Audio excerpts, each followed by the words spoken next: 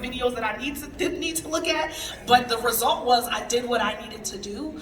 And then third is that, bet on yourself every single time. I have been in several situations where it felt like my back was up against the wall and the people that I was reaching out to, help me, help me, help me, they didn't want to help me.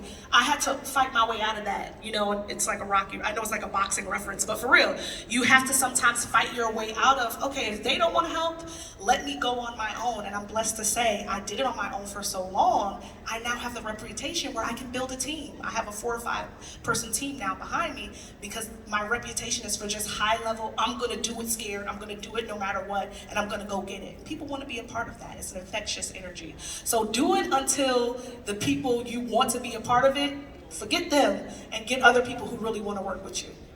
Yeah, clap it up. If they won't give you a seat at the table, build your own. Get your own table. So how did you get that mindset? That doesn't just instantly happen. So how did you get that mindset to even all 3 of those things take, some guts and some confidence and, pushing that forward. So how did you get that mindset to do those things? Well, often necessity breeds creativity, right? It's like, I don't have $1,000 to spend on this person. So if I want to do this, all right, I'll just learn it.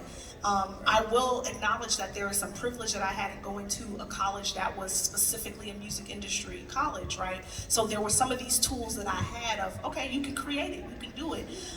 But trauma-informed independence is a thing, right? We will just go through the things and we were like, I don't have time to deal with that right now. I'm gonna just dust it off my shoulder and keep moving forward.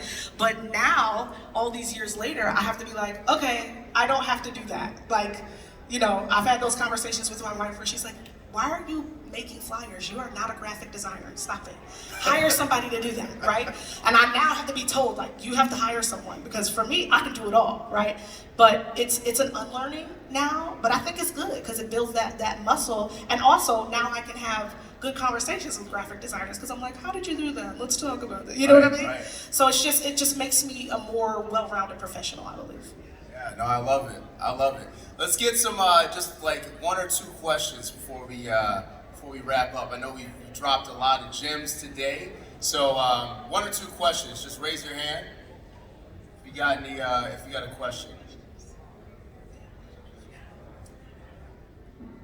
There we go. We got one over here. Gonna make it run all the way over there.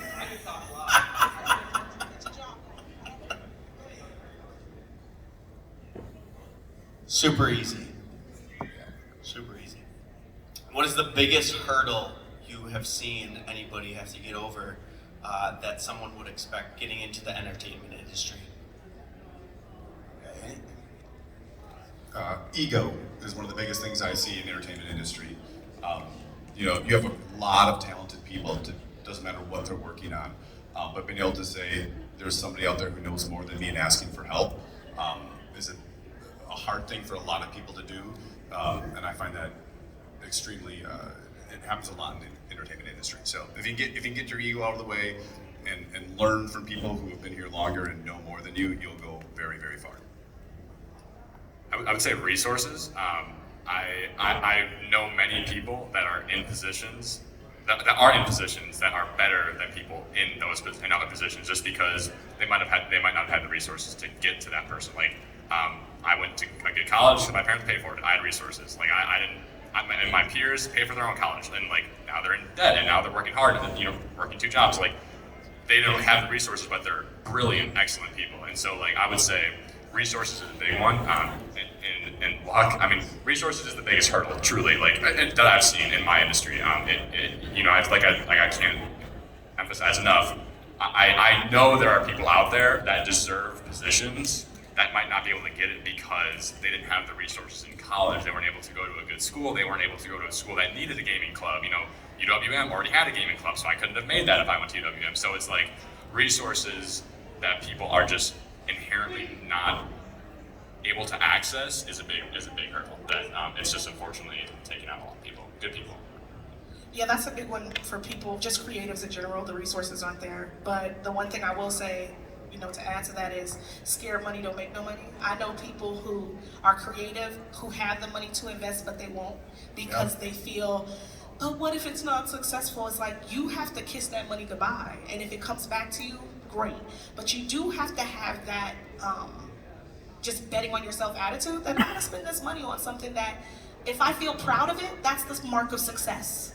If the music sounded good and we got all 6 of my songs out, great, that was good. But we can't, in this day and age, in this economy, we can't say, oh, on how much money I make, that's the success. You can't. So mindset is really the biggest hurdle, because people don't want to invest because they're afraid of what may happen after, or what they may lose.